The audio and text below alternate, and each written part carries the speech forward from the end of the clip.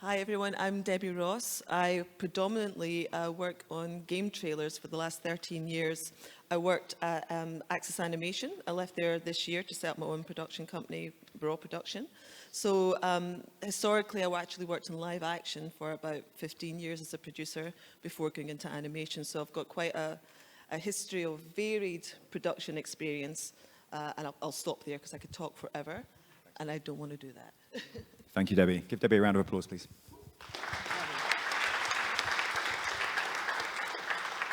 Yeah, so hello everyone, my name is Adriana, and as already been said, like the content creator manager from Mad Hat Games. I started my gaming career 5 years ago. I entered the industry as a business developer, unfortunately. Yeah, but like 3 years ago, I totally changed my course and what became responsible for the whole creative side of the business that goes even beyond games. So today, I would love to share some thoughts on the nature of this very vivid and very interesting industry, gathering unique people and talk to you about not position of women in this industry and female and male categories, etc., but on the diversity that nurtures creative processes, especially in the industry we are inhabiting today. So welcome.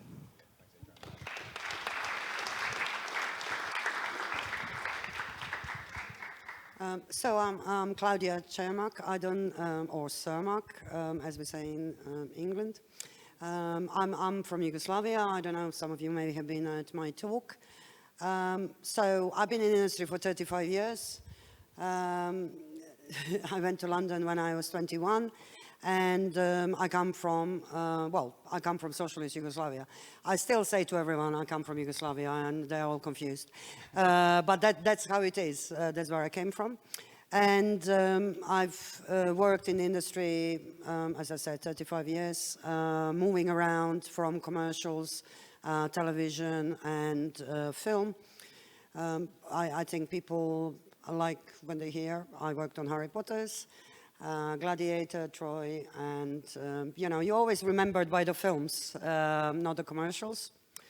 So, and few later on, Captain America and Jason Bourne, and so on. So I've survived the industry for 35 years from the very beginning. Wow. So it can be done.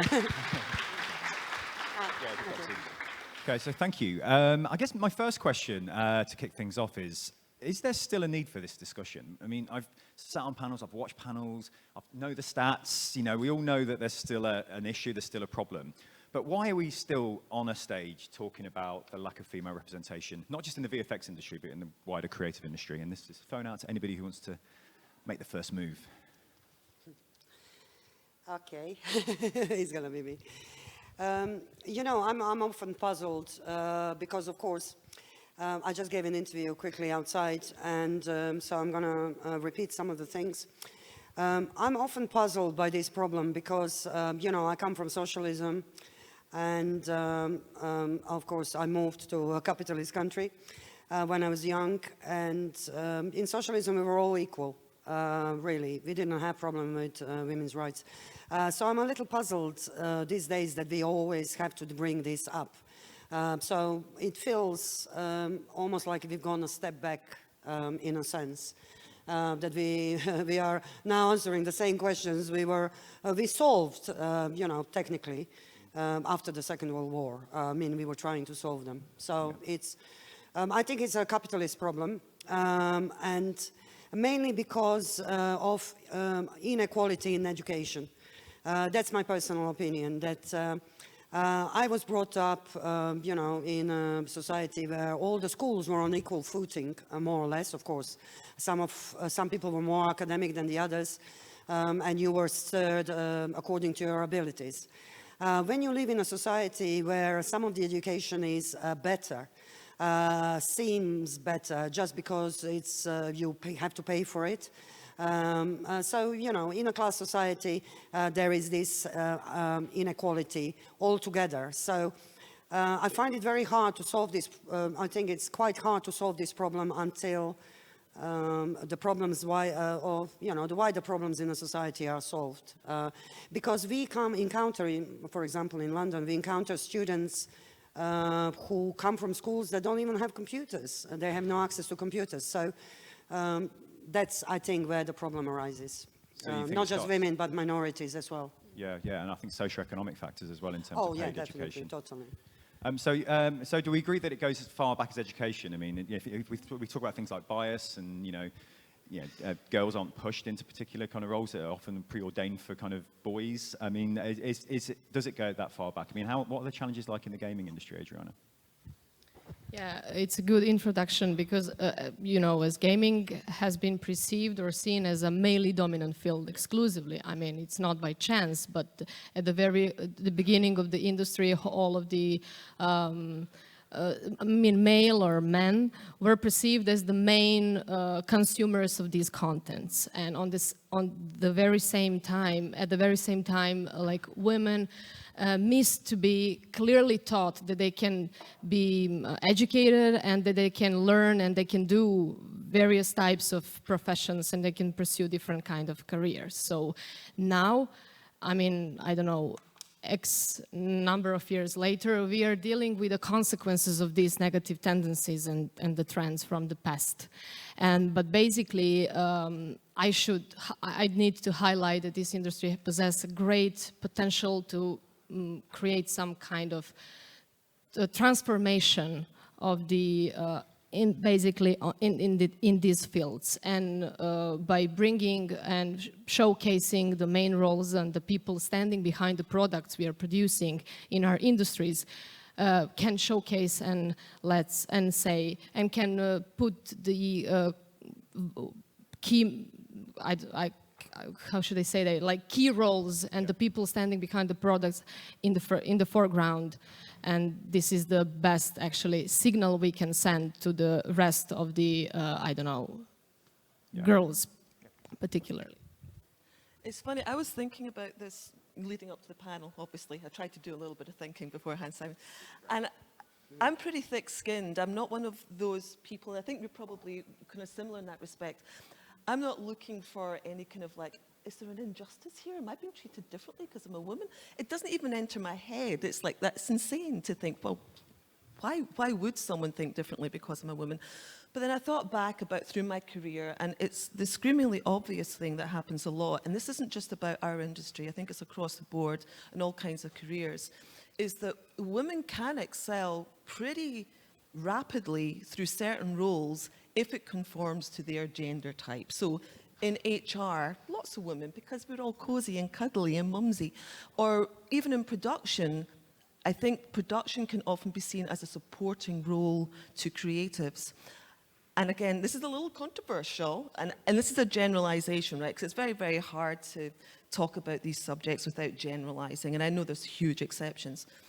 But I think for girls growing up, depending on which country you grew up in also, a lot of girls are not encouraged to have an opinion, especially a creative opinion that's theirs, where boys do a little bit. Girls can have opinions about things that are a little less from inside them. That was very, very hard to describe this.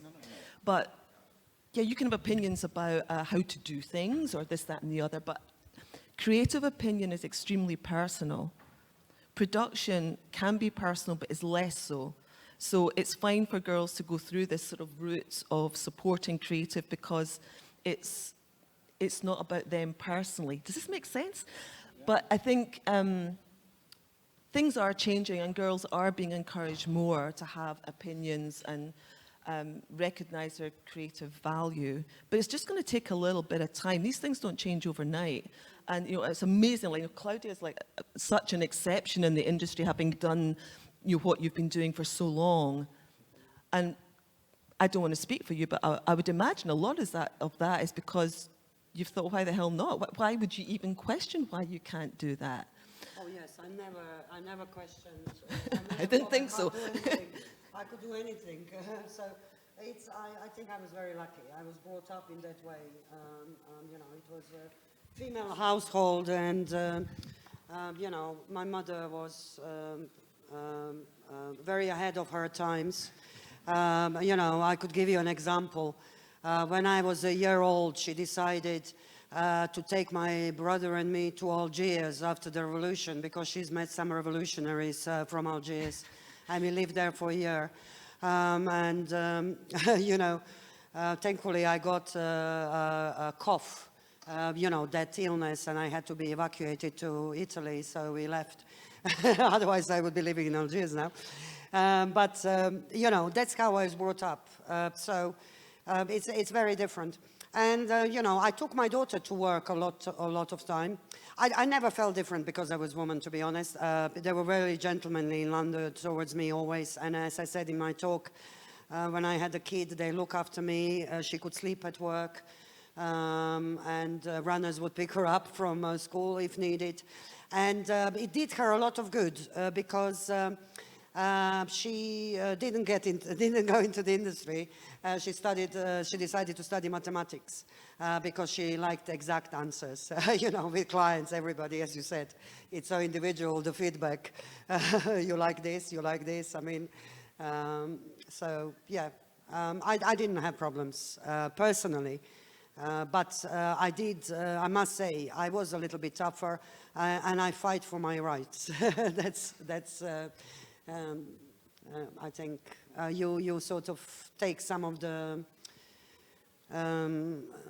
traits, you know, you become a little bit more male. I'm definitely, I'm much nicer here than I'm in London. You know, you have to fight. I mean, I think the time when we're going to know that things are really truly changing is in a lot of big studios where like certain roles are predominantly male. I remember how excited we would sometimes get, like, we've got a female rigger starting, we've got a girl in rigging. That shouldn't even be a thing that we're getting like really, really excited about. There's a girl in the rigging department. But that is the way it has been for so long. There are just certain roles which are predominantly men. The thing that I would love to get, and anybody in here who's aspiring to be or already is, female directors. That's the thing that I'm always searching for. Like directors generally, I'm always on the lookout for. But yeah, strong female creatives. They're coming through, but it's still, it has to come from, like you were saying earlier, you know, education and girls being encouraged to have opinions and explore their creativity rather than thinking that's what someone else does and they support. And I've been guilty through my life. In fact, I'll talk about this a little bit in my talk after this panel. But I've been guilty in my life of assuming I can't do certain creative things because I wasn't, not because I was a girl, I was just brought up in a very working class family where creativity was what other people did.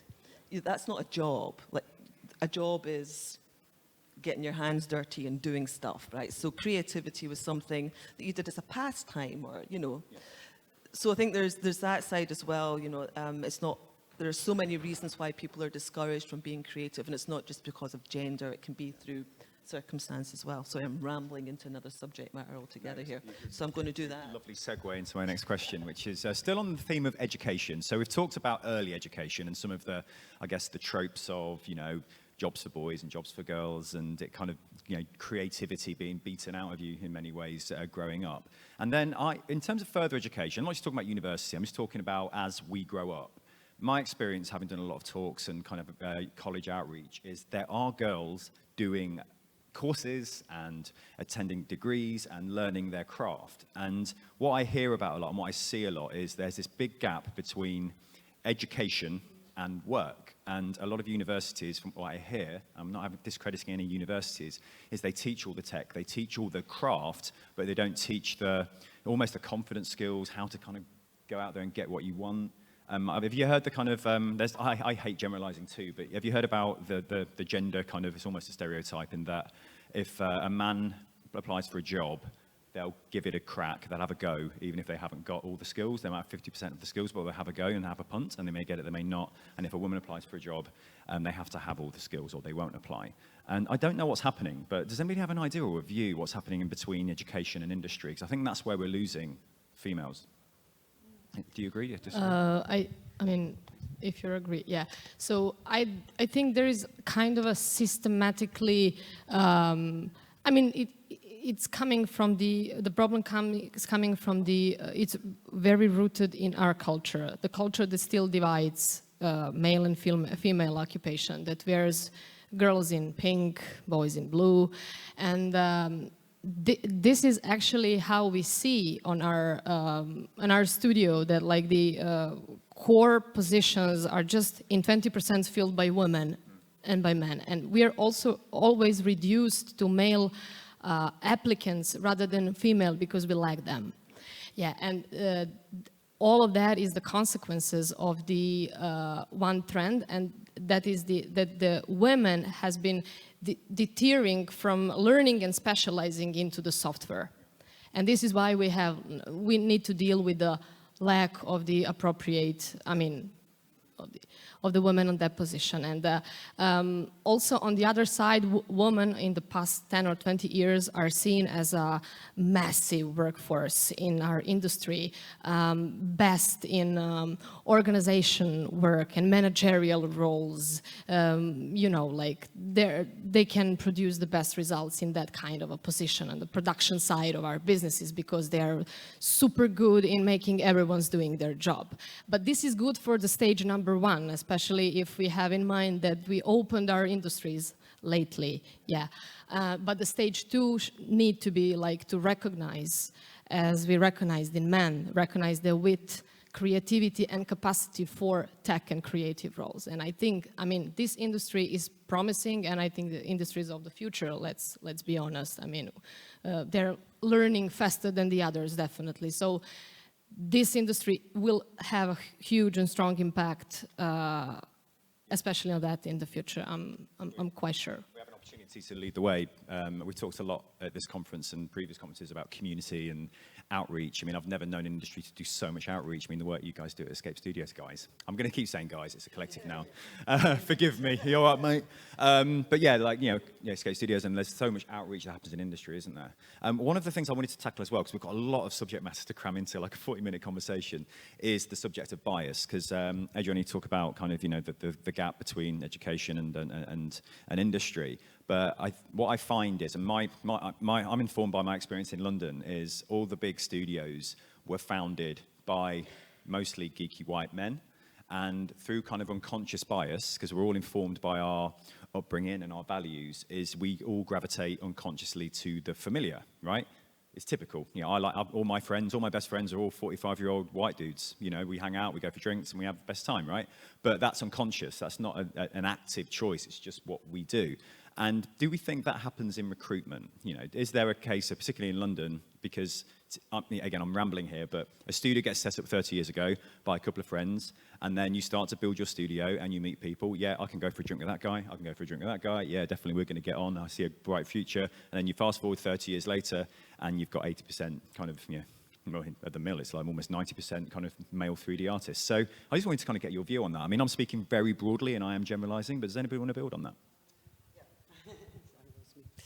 I just wanted to say, I think for women the most difficult moment is when they have children.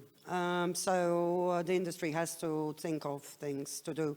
Debbie just mentioned directing. I was a very talented director. And when I had a kid, I couldn't direct anymore because I didn't want to leave her behind, and I couldn't even supervise shoots outside London. So I was very limited to, you know, to what I could do as a creative. What did you just say a second ago? The bias. Yes. Another problem is, and this is all linked to being a parent, because what women in industry need is wives, really, because all the guys, when they get kids, they can still network, go to pubs, hear of the, you know, new jobs and so on. But I always went home. I wanted to be with my kid, you know, these few hours that I didn't work. So I think this is the major issue, really, is, you know, what is the industry going to offer our mothers? Flexible working hours, maybe some nurseries and so on, subsidies. I never had problem when I was, before I had a kid, obviously, but again, it depends. Sorry.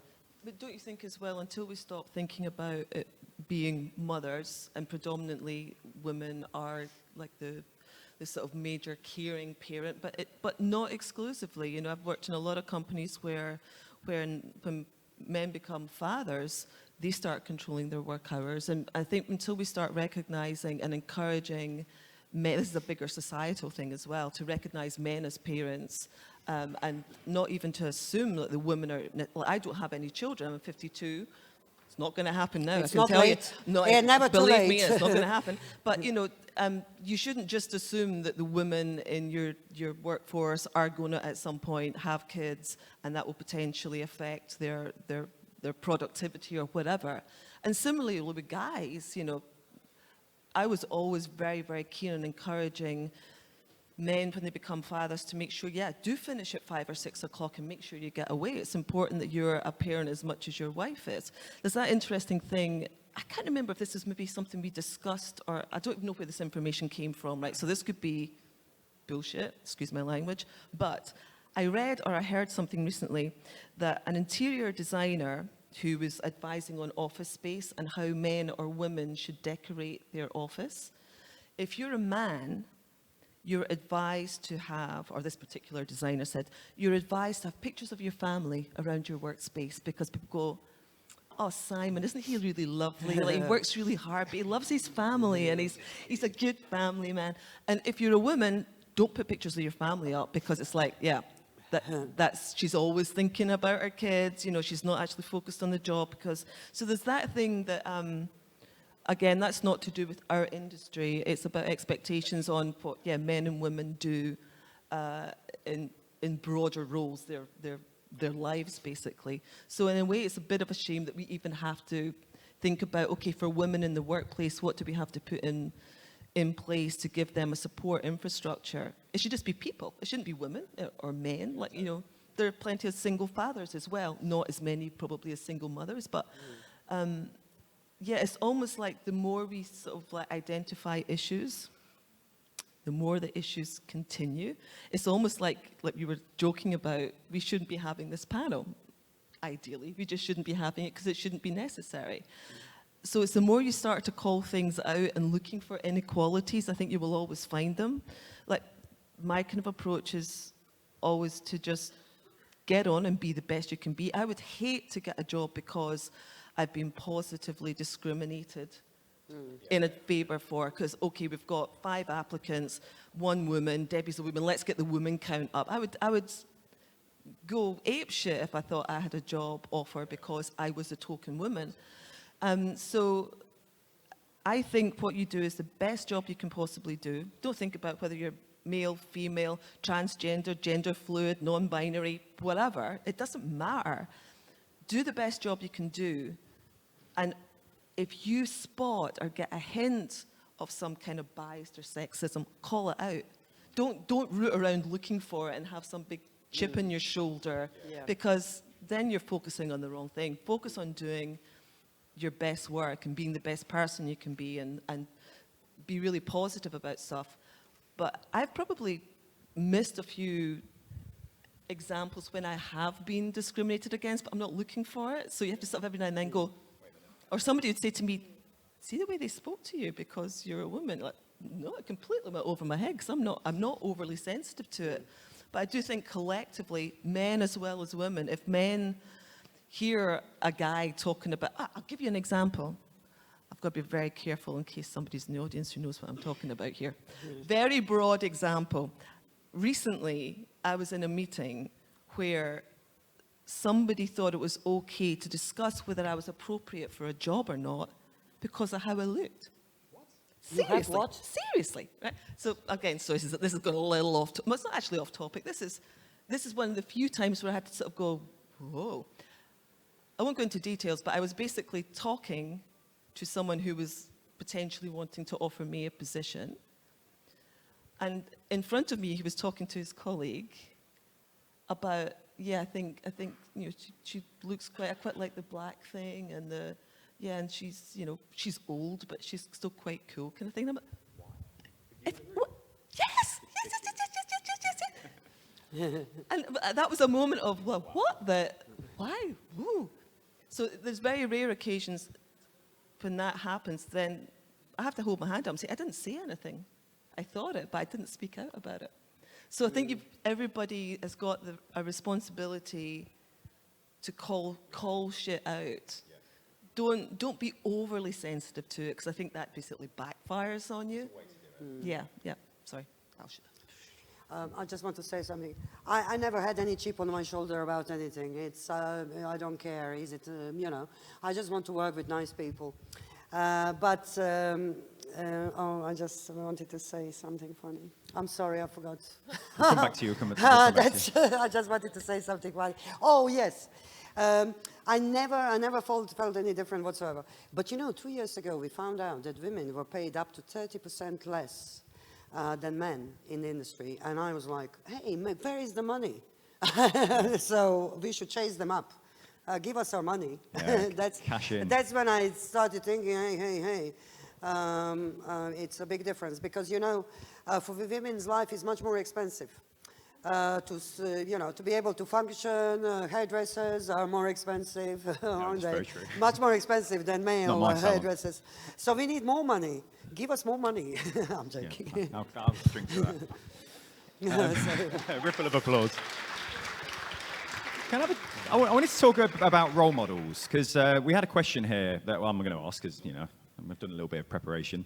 And there is a question about how important are female role models. And there's something Debbie said about, you know, almost having your unicorns. So we have at the mill, we have a female engineer, and it's like you're a female engineer, not just an engineer, you are now a female engineer. Or, I mean, in music, you always have like female rappers. It's like, there's, you know, you're just a rapper. Why are you female? You become defined by your gender. And is there some kind of like hamster wheel we're on where we have female role models, but by their very nature of being role models, they become the unicorns, and then we just keep, you know, serving the same tropes? I don't know what the answer is. It's more of an observation, but I don't know. I mean, the question is still the importance of female role models. We need them, but are we in danger of putting them on pedestals it's a positive thing I'm just trying to say here. I'm saying don't have female role models, okay? That's the end. Thank you. Yeah. You know what I mean? But Not I'm just thinking, you know, by doing that, are we feeding the beast? Are we feeding the machine? I always have female role models, but not because they're female. You know, some revolution, Rosa Luxemburg, you know, women like this that change the world. So yeah, why not? But I love men too, just so you know. A lot of male role models. Yeah, exactly. So we are not here today to discuss that women need to be like exposed more, or, you know, so that's the wrong. So like Simon said, we are feeding the beast. We want to feeding the beast. The core thing here is just to understand how diversity, let's say that word, how diversity feeds our industries, our creative processes. I tend to believe that creative processes are quite impossible without diversity, because it lays on its principles. Once these processes are, you know, empowered by like-minded people or one-sided people, so you are making the terrain for one-sidedness, for strict rules, and the people who are like-minded people always came to the same conclusions and came solution, and this is actually what can kill our jobs, our industries. So what we need here is the diversity, is the team balancing, is the people coming from different backgrounds, different preferences, different skills, living and collaborating all together, achieving who knows what. So once we, you know, stick together and nurture our narrow-minded, I don't know, tastes or rules, we will have, as a consequence, speaking of gaming industry, we will have like worn out narratives, I don't know, outdated aesthetics, repetitiveness on many, many levels. And this is what this industry, that is what our industry don't need, basically. Yeah, and that's the core principle. It's not the story about being a female and being a woman in this industry is a good or bad thing. This is a thing. The fact is that we, just when we look around the room or around ourselves, we just see no other female. And this is not the end of the problem. That's not going to solve the main industry's problem, but this is the fact. And I think we are here together to, to pay attention just to that fact. We all need to work together, right? I mean, Yeah. we spoke about, it's really encouraging to have so many men in the room. I've run a number of diversity initiatives at the Mill, International Women's Day panels, and it's always all the women. And you'd hear these stories in the basement where it's like, are you going to your women's thing, are you? And there'd be this kind of almost quite negative, almost through these initiatives, you're distancing yourself from the men or whatever kind of diversity initiative that you put on. And that's really not the point from my experience. So what's your view on, the responsibilities on our men in the industry? What could we be doing better? What can we be doing more of? What's advice to all these lovely men in the room? Hello, lovely men. You know who you are. But, how do we better work together? On Adriana's point, we're all in this together. We're all trying to do great work. Diversity equals great commerciality and great creativity, ultimately, because of the different perspectives. And that's not just about protected characteristics like race and gender, but just diversity of thought and, people's values and people's life experiences. I mean, and you were talking earlier about your life experience 35 years ago and the war. And I mean, Christ, that's an incredible but very tough life experience, So, sorry, I'm rambling. I get a bit ranty. No. But, advice for everyone in the room, how can we better work together without distancing people? Again, I think it's one of those things, the more conscious you become of it, the more it becomes a thing. It's almost like you don't want to give advice for, okay, guys, this is what you should be doing when you're working with women or thinking about your relationships, your working relationships with women. If you're thinking about it, then it's a thing. And the whole point is it shouldn't be a thing. You shouldn't be thinking about it. So again, it's maybe just like my personal sort of take on it is more just to be mindful and catch yourself. I do it myself sometimes. I sort of realize, even as a woman, I'm surprised if a woman is in a role that I'm not used to seeing a woman in. And I have to catch myself and say, whoa, why am I even surprised? Why did I even think about that? So it's not that I've got a particular bias that I'm aware of, but I probably have a load of, unconscious bias as well. So I think it's just about catching yourself, not having some kind of big plan of, this is how I'm going to work with my female colleagues going forward. Because you shouldn't have to, if you're really having to think about that, then you've got a problem. You should just be working with your colleagues. There are good ones, there are not so good ones. You'll gravitate towards people that you feel connections with. And that should be people who are male, female, or whatever. So I think in principle, it would be nice to be able to identify some things to help guys in some way work with their female counterparts. But I don't know what that would be. And then it becomes a thing. I mean, unconscious bias is a thing. I mean, we have to process billions of pieces of information with every decision that we make. And having run workshops on unconscious bias and in my various roles is having awareness of your unconscious biases. Unconscious biases don't mean any prejudice or any ism. It's just you're a product of where you grew up. I mean, I grew up in a very small town in Leicester, and and my dad was the breadwinner. So my unconscious bias, which is now conscious, is I gravitate to men in business and women in the home because that was my family setup. It doesn't mean that I actively make decisions based on that.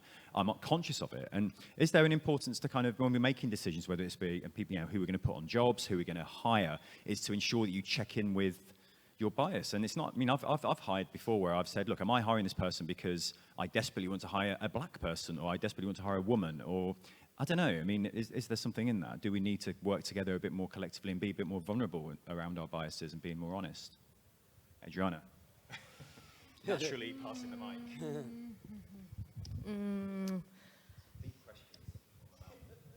The only criteria we need to have while arranging the entry criteria for this industry is expertise and mindset.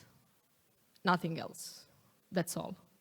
But there is still an underlying assumption that male or female are more apt for doing better some things, some jobs, etc. But we are, I think, I mean, speaking from my experience, my daily experience, and speaking from my studio experience, we are, I mean, tackling this issue very successfully and dealing with it. So once we teach ourselves to value just skills, portfolio. I mean, that's where story ends. Doesn't matter, really, it doesn't matter. It comes back to what we were saying earlier about. Thank you. It's about, we don't need, it would be nice to get to a point where we don't have to sit on a stage like this and have this conversation. You mentioned the D word, the diversity, I'm getting, I hate using that word now. I mean, I like to kind of, you've all heard the analogy around the difference between diversity and inclusion. It's corny, but I quite like it. It's something like diversity is being invited to the party and inclusion's being asked to dance. It's corny, but it works. It's kind of like companies are diverse. You look around any studio, there are women there, believe it or not. There are people who aren't white there. There's difference. There's people with different life experiences. But are we connecting with those people and offering them the same opportunities than we are to our inner sanctum? Because we all have an inner sanctum, whether we like it or not. We have the people we trust. If everybody in this room, if you can think of the people in your life you trust that aren't your family, they will probably be very much like you. So, and that's a natural thing. Sorry, I feel like I'm running a workshop, sorry. But there's a wider group of people that you say hello to every morning. You're missing that talent that whispers, I think. So on that point, we've got about 20 minutes left, and I did promise questions. And this is one of those panels where I am expecting a lot of opinion and questions, and I don't want to miss that opportunity. So I'm sure we'll have an opportunity to impart words of wisdom through that and careers advice. But do we have any questions? And we have to sacrifice a microphone. So does anybody have a question to ask? Let's have a show of hands. Come on, get involved. We've got one over there. I just have one observation, actually. 2 days ago, we were at the event at Canadian Embassy, and we actually invited professors from all universities that are dealing with arts and math and the stuff that we are doing here in our industry. And there were people from the industry, and there were people from the Ministry of Education as well. And we invited friends coming from Canada, Australia, and the guys from UK as well.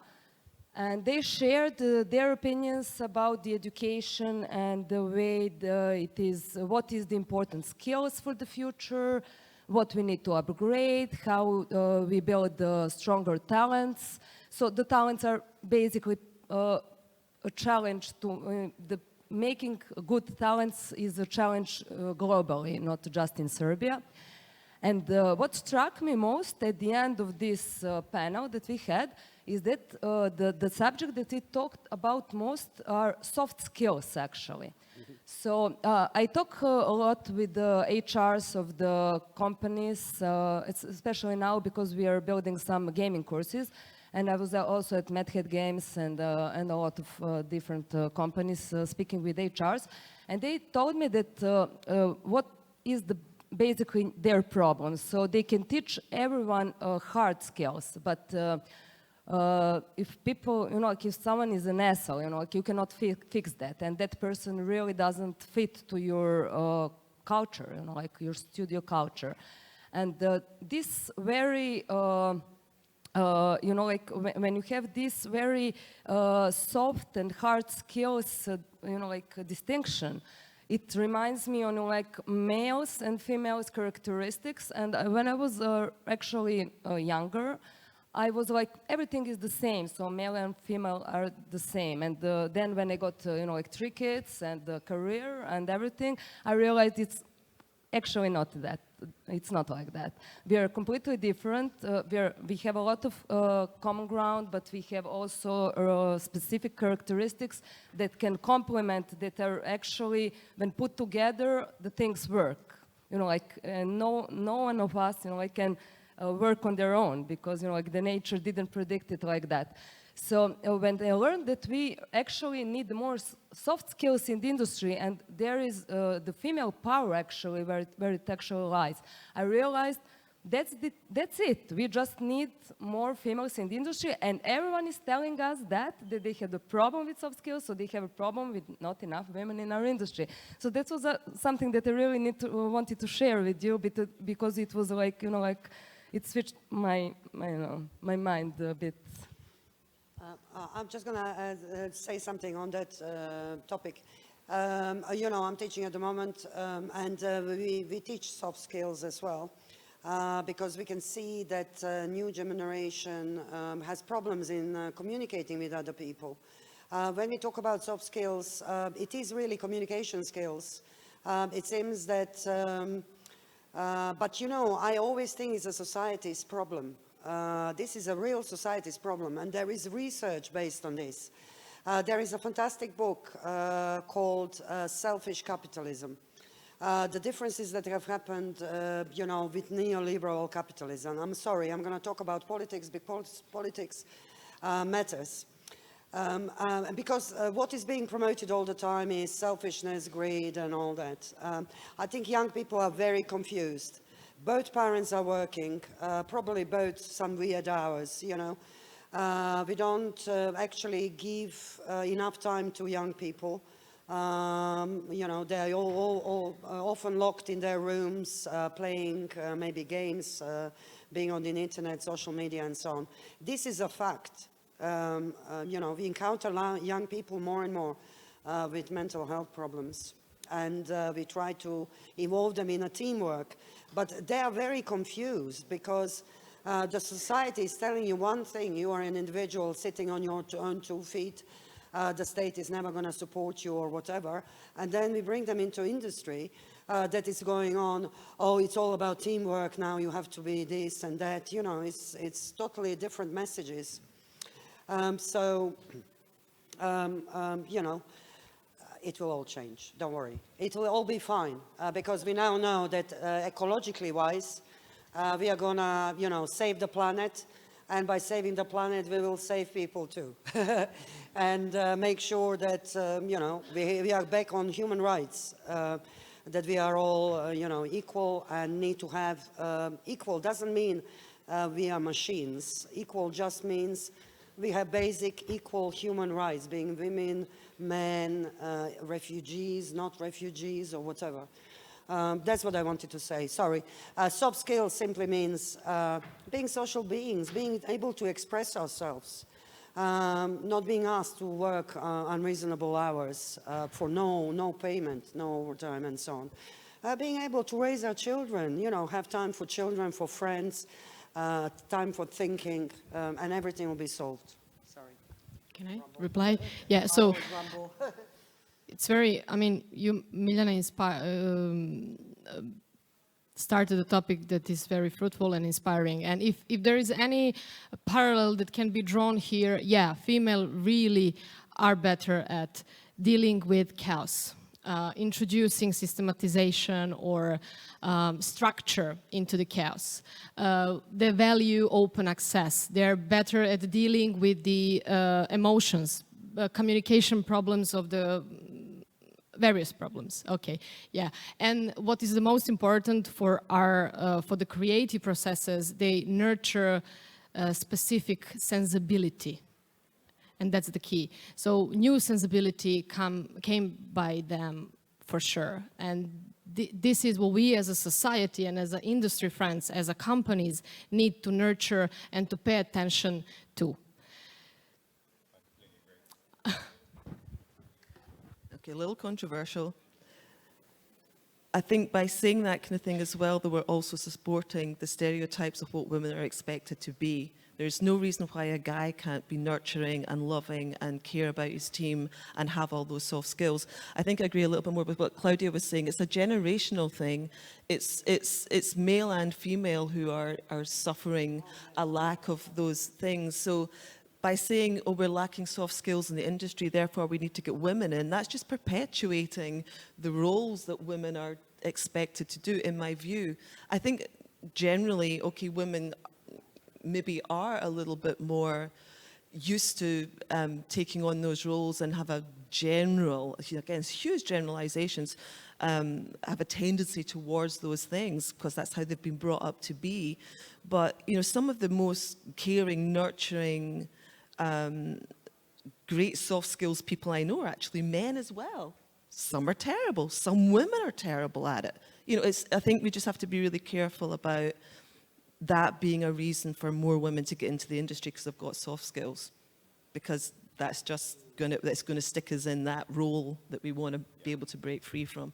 Can we make I'd like to make a deal with everyone in this room. We've had so many panels and conversations around the term soft skills, and we mentioned it at the embassy as well, is we need to stop calling it soft skills, because it devalues it. It makes it feel quite throwaway. Oh, soft skills. Oh, come here, give me a cuddle. You know, it's kind of a bit demeaning. I think, you know, they're fundamental professional skills. You can't do your job without being able to communicate, give feedback, have empathy, whatever walk of life you're from. So I've started doing it this week. I've been checking with myself when I start. When I say soft skills, I catch it and I go professional skills, communicate, whatever you want to call it. Don't call it soft skills. It sounds all squidgy. Human being skills. Don't be a dick. Basically, is my yeah. Or yeah, the other one. Okay. Do we have any more questions? There must be more questions. There we go. Now we're talking. Hi guys, I just wanted to ask for your opinion because I believe that when women are applying for jobs, I heard and read in a lot of forums that when they apply for jobs, they go through questioning and everything, and they asked, will you be planning on having children anytime soon? Yeah. And they discriminate them like totally. that, and if they say, yeah, I want to start a family, they just throw it away like, yeah, we don't want you. And I believe that is a problem in this capitalist monetarist society, that women, because they want to have children, they just throw them away like they're nothing, like they don't work, because you're going to take a pregnancy break for like 6 months and we're going to pay you and you're going to diminish our job. Like, yeah, I just wanted to ask you for your opinion. I agree. But I would say, are you? You know, just answer with the same question. Are you planning? I mean, you know, I would never say anything. Why lie? I'm going to tell you quickly, because I said in the last, when I went for an interview for a job after I had my daughter, interviewer asked me, so what would you do if your daughter had an accident? Would you just run off and leave the clients behind? I was like, wow. So I said, no, I would take them with me. So there is always an answer. Obviously, I didn't get the job, but I didn't want it either, so. I think that's the point, and you made it very clearly in your talk, like you're also interviewing the people who are interviewing you. Like, do you want to work for a company that are going to ask you those kind of questions? It's none of their business.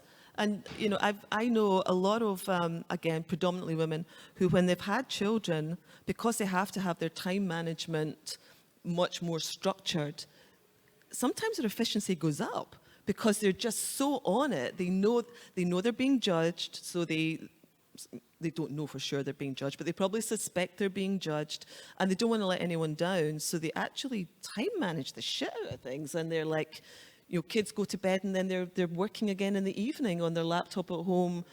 So it's, you know, anybody who asks that kind of question of anyone in an interview, they're probably never going to ask that to a guy. But if they're going to ask a woman, they should ask a guy the same question.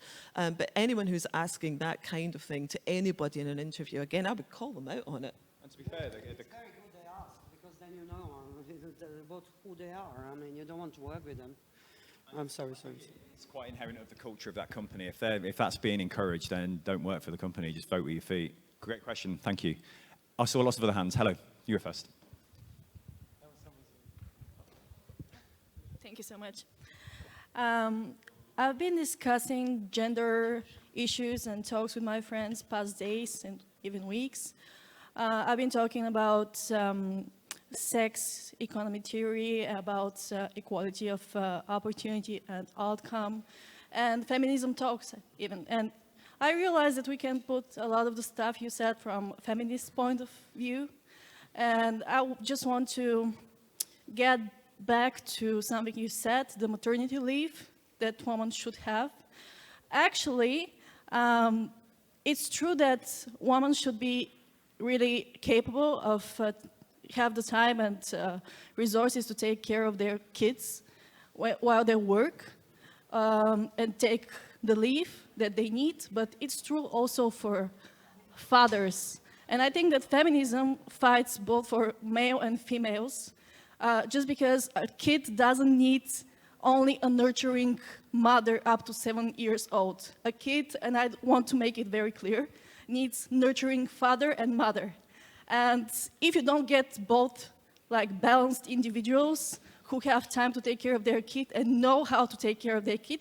You have somebody with a personality disorder who is stuck with their personality disorder for the rest of their life, who is not a functioning individual. So you have like plenty of cluster B people who can't be creative or anything else and can't stick to norms in society just because they didn't get the care from both of their parents. And there is a lot of other stigma, like, I don't know if you can agree it, but there are as many autistic women as autistic men. It's just that, as you mentioned, usually women are more careful to mimic social behavior and hide their wall empathy, and yeah, I that's agree it. with everything you say, apart from kids don't need a mum and a dad to be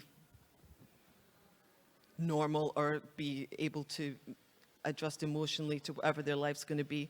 Kids just need loving parents. It can be two women, it can be two men, it can be one woman, it can be one man. I think we just have to be careful that, I agree with your principle that, yeah, dads have to be encouraged to be parents as much as women do. But kids just need loving parents. 1, 2, 5, whatever. That's all. Thank you for your comment. Oh, there you are. Sorry, hello. And there's another hand right in the middle. I just wanted to ask a question.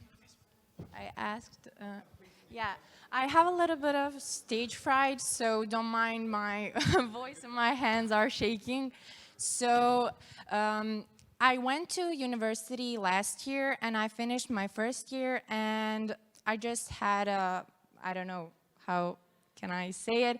I just wanted to be a 3D artist. So I'm a junior 3D artist, and is it possible for young men and women that don't have university degrees or academy degrees to be in this industry, to work for some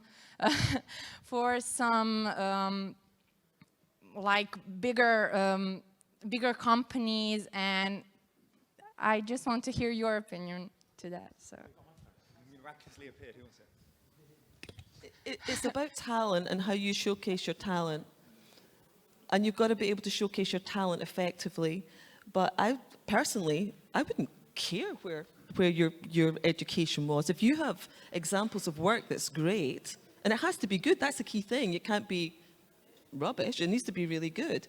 You can come from any background whatsoever. It's about talent. It's about not being a dick. So I'm not pointing to you because I think you are a dick. It's you're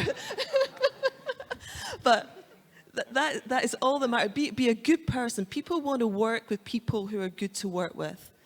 You can be the most talented person with a huge CV, who's been educated in all the best establishments, and you can be a complete pain in the ass to work with. I would work with that person once and never again, or I would maybe not even finish working with them on the first job. I would rather work with people who have got potential. You can see the talents bubbling in there. It's maybe not all out, but they've got the potential and they're keen and they've got good attitude. Attitude's so much of an important factor.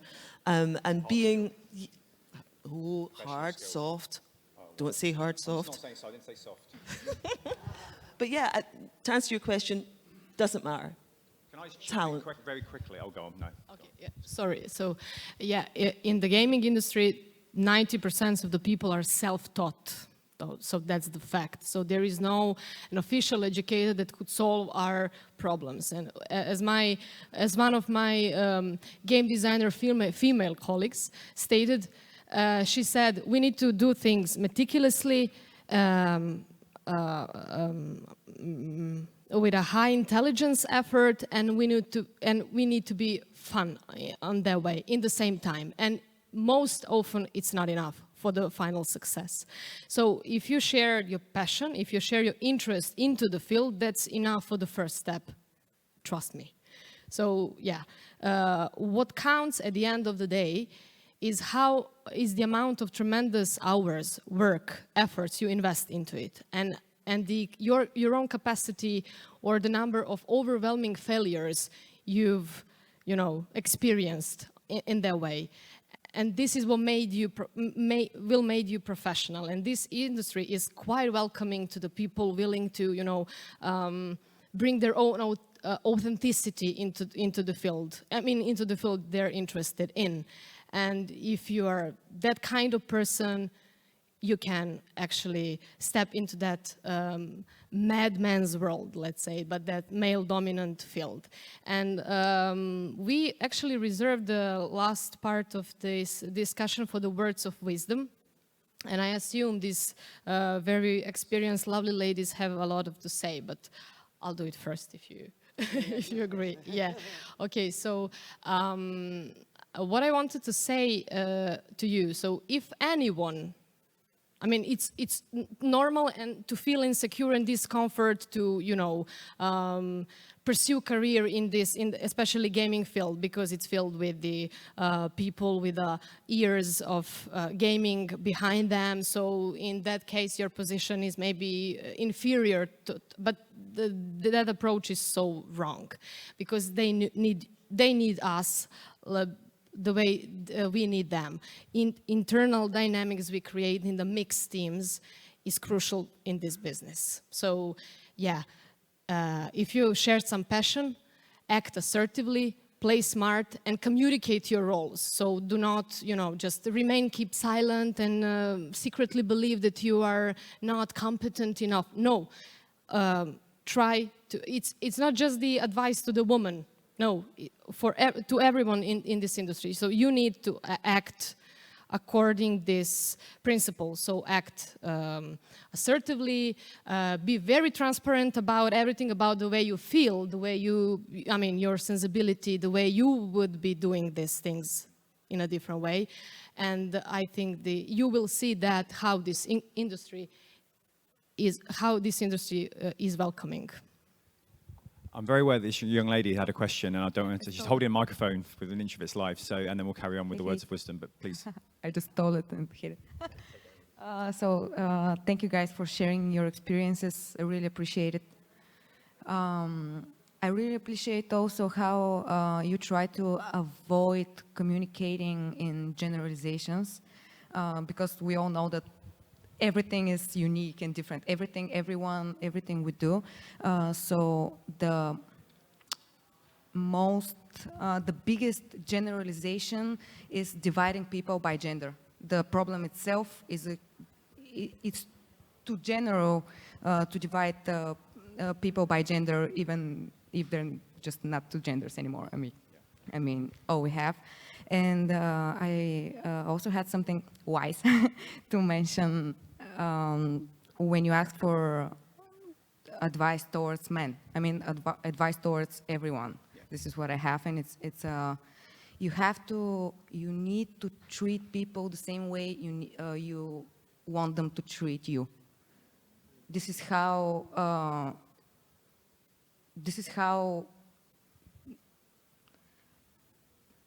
it all works. I mean, it all works for me. I work with men, women. It's always a friendly environment. I always think how I'm a part of a team, and I need to do something huge for this. I mean, I want to help them. I want to help the quality of the work, and everyone needs to just strive to achieve and better themselves every day. And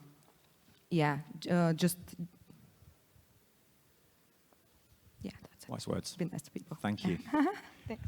So I'm going to channel my inner Claudia, and we're going to go 5 minutes over a little bit. I just want to get some final words, just final parting words from our panel. I know there's more questions, and please come and have a conversation with any of our panel afterwards. But we had some amazing words of wisdom already. To my left, Debbie, do you want to just parting words? Jerry's final thoughts. I think it's echoing a lot of what's already been said. Focus on doing the best you can do as a person and as a artist or producer, or whatever your role is. Focus on doing that well. I like to believe that people will be recognized for being good at what they do and about caring about it. And eventually, if you just plug away, even if you get a lot of resistance, at some point, if you truly believe in what you're doing and you do it with passion and commitment and care, then all the other stuff, male, female, all that thing will just eventually just fall to the side.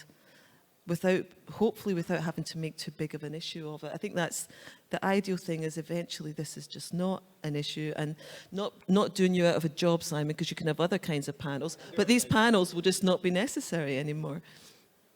Thank you, Debbie. I would need 1 hour to, I would need 1 hour of philosophical thing. From my point of view, now at the age I am, and I have still millions of ideas and so on, obviously things I want to do. I would say, when I talk to my students these days, I suggest to them a book called Skills for Success. It sounds very cheesy, but actually it is a book designed for new generation that makes you think about yourself, about who you want to be, and the sort of life you want to lead, because of course success is different thing for different people. For me, the success would be to be able to express myself as an artist, and I think if you are interested in creative industry, that's what you need to think of. I was very inspired before I came here, because actually here, Sava Živković is sitting here. I'm going to mention him because I felt he's creating things that I tried to create when I was at the beginning of my industry. But obviously life interfered, and I was a breadwinner and I couldn't. I had to think of money, so I went into compositing. Oh, sorry, don't tell anyone. Which of course is also a creative job, but you know, I'm an ideas person, I'm a creative person. So what you need to do is make sure, if you are a creative person, not to jump into getting into the industry. You know, it's, we want to create art, and you know, maybe it's film art that you want to do, rather than be part of the film industry. So these are the things I would consider before anything else. Everything else is not important. If you are a happy artist, everybody is happy. And the society is a better place. That's a perfect way to... I think you did your words of wisdom, didn't you, Adriana? Have you got any more words of wisdom?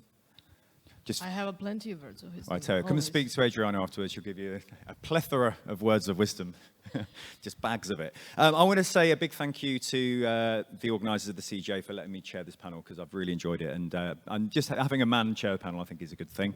And I want to thank our panellists for being so open and honest and making my job super easy. So a huge thank you to Debbie. Big round of applause.